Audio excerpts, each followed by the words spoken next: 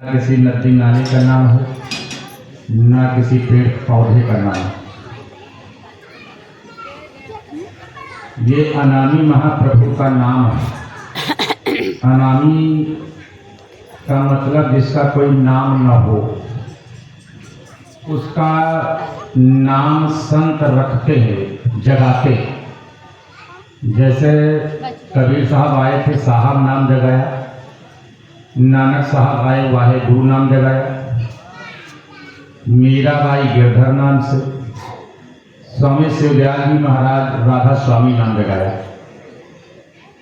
ऐसे ही हमारे बाबा जय गुरुदेव जी महाराज आए, जय गुरुदेव नाम जगाया और उस नाम को जगा करके गली गली गांव गांव में, नगरों में, कस्बों में जाकर इस नाम का प्रचार किया और सबसे हाथ जोड़ करके निवेदन और प्रार्थना किया।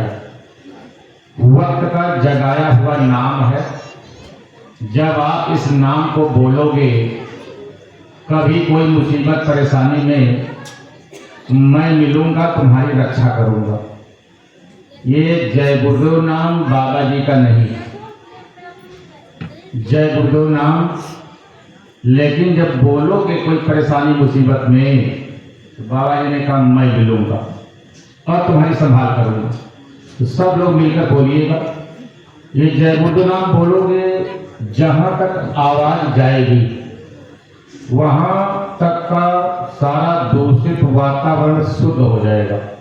सब लोग बोलना, बोलो जय गुरुदेव, जय गुरुदेव, जय गुरुदेव, जय गुरुदेव, जय गुरुदेव, जय गुरुदेव।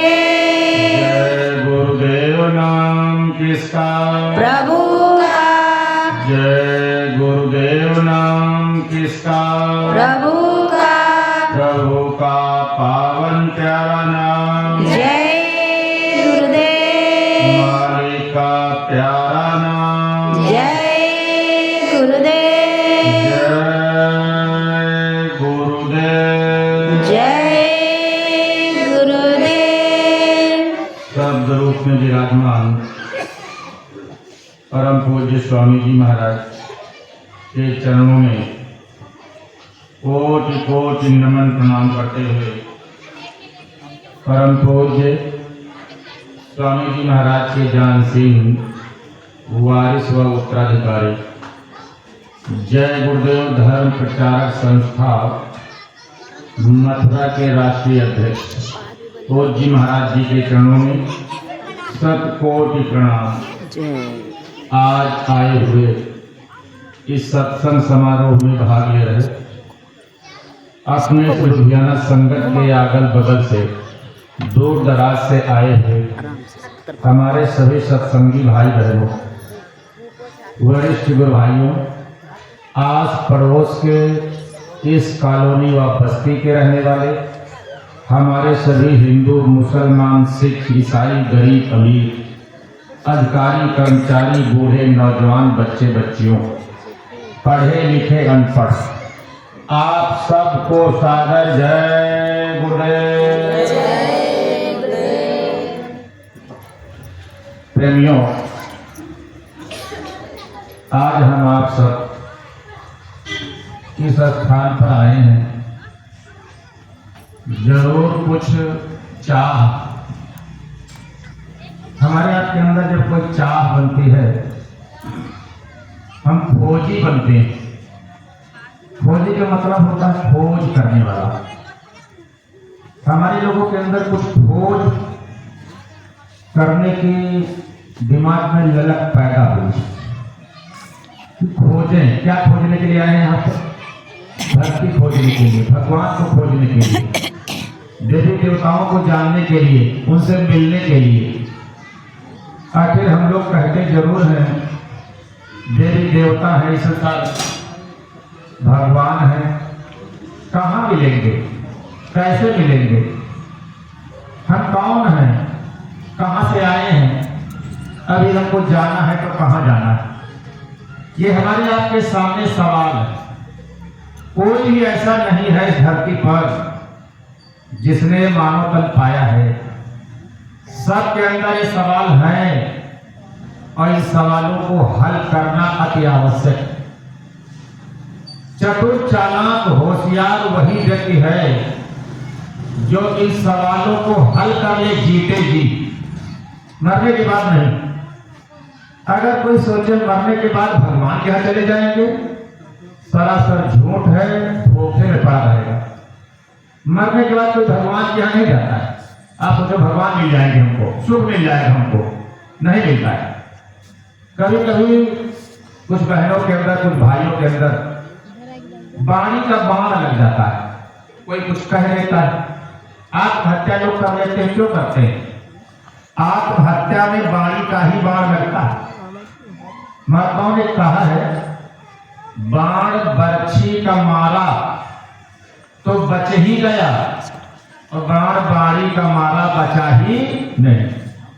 बाण बर्छी अगर लगती है, हो सकता है गोली का मारा व्यक्ति बच जाए, लेकिन बाड़ी का बाण जब लगता है, बड़ा विकराल बाण बाड़ी का होता है नहीं होता है? बाड़ी का बाण ही लगता है, लोग गला कस लेते हैं, मर जाते हैं, नदियों में कूद जाते हैं, आत्महत्या कर लेते हैं, आग लगा लेते हैं। कभी ऐसा नहीं करना चाहिए। स्वामी जी महाराज ने कहा, ये दुख का देश, तकलीफ का देश, परेशानियों का देश, ऐसे देश में तुम रह रहे हो जहाँ सुख है ही नहीं। जब यहाँ पर सुख नहीं है और आप सुख की तलाश में लगे हो। गुरु महाराज ने कहा, ना सुख विद्या के पढ़े। बहुत लोग विद्या में कहते हैं हम high school, inter, PhD degree प्राप्त कर लेंगे और हमको सुख मिल जाएगा, इंजीनियर, डॉक्टर, वकील बन जाएंगे, हमको सुख मिल जाएगा। अच्छी बात है, मिलता है, लेकिन कौन सुख मिलता है? क्षणिक सुख मिलता है, थोड़े समय के लिए सुख मिलता है। अनुभूति केवल आपको होती है कि हमको सुख मिल गया। विद्या पढ़ लिया, high school, inter, BA, engineer, master, वकील, डॉक्टर बन गए। अच्छा, एक बात ये बताओ, कुछ लोगों के दिमाग में बात रहती है, पढ़ाई लिखाई करना अति आवश्यक है। हमारे गुरु महाराज जी ने मना नहीं किया है, कहा बच्चा अति आवश्यक है। आज के समय पढ़ाई लिखाई बहुत जरूरी है, लेकिन केवल पढ़ाई लिखाई पर ही आप निर्भर हो जाओ।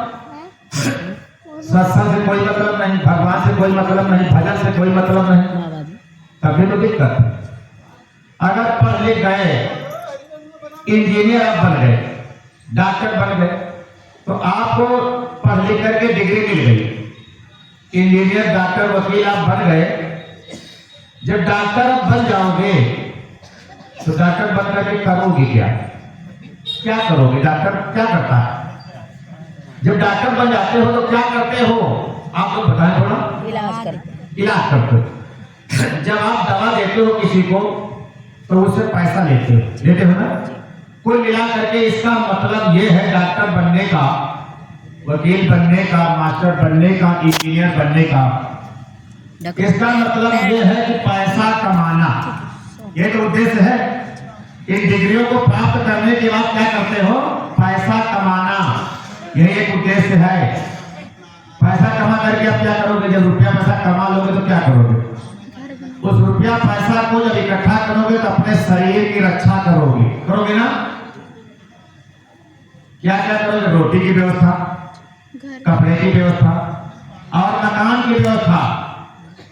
3 जीवन जीने के उद्देश्य बताए गए हैं, लेकिन इसी में गाड़ी घोड़ा, लग्जरी गाड़ियां, हमारी जहां सुख सुविधाएं इतनी है, सब इसी में आ जाती है। जब रुपया पैसा हमारे पास होता है तो अपने शरीर की सुख सुविधाएं हम खोज लेते हैं। अच्छा, ये बताओ, आपने इंजीनियर, डॉक्टर, वकील की डिग्रियां प्राप्त करने के बाद जो रुपया पैसा आपने इकट्ठा किया, जीवात्मा का क्या सुख मिला? जीवात्मा के लिए आपने कुछ किया? अपनी आत्मा के लिए कुछ किया? नहीं समझ में आई बात? समझ में बात आ रही कि नहीं? आ रही ना? तो बोल के बोलो। अगर नहीं बोलोगे तो आलस आ जाता है। ठीक है भाई, जो बात पूछी जाए वो तो आप बता सकते हो। जितनी बात पूछी जाए वो बताना चाहिए।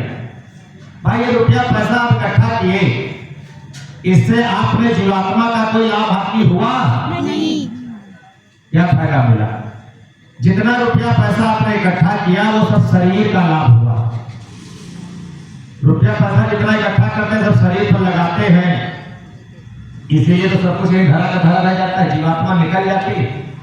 यही शरीर सड़ने लगता है, बदबू करने लगता है, और जब तक जीवात्मा शरीर में रहेगी तब तक ये बदबू नहीं करेगा। हाँ, रोज धुलाई करते रहो, सफाई करते रहो, ये ऐसे भी बदबू करने लगेगा। ये गंदगी का देश है। इसलिए हमारे गुरु महाराज परम संत बाबा जय गुरुदेव जी महाराज ने कहा, प्रेमियों इस संसार में जरूरत है पढ़ाई लिखाई की भी, करना चाहिए, आप सब कुछ करो, गुरु महाराज ने मना नहीं किया। कहा लेकिन तुम इसके साथ साथ अपनी जीवात्मा के लिए भी कुछ काम करो। और जीवात्मा का भेद बताने वाले संत होते हैं, दुनिया में और कहीं कुछ नहीं मिलेगा। संत होते हैं, संतों